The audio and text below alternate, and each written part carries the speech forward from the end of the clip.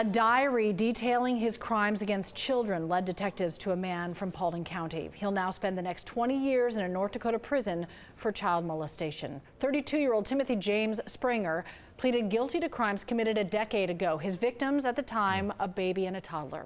Someone turned over that old diary to a Paulding detective last year. Police did not say who gave it to them, but investigators confronted the man. He confessed to the crimes he wrote about in the diary and other crimes as well. He did not reveal any victims here in Georgia.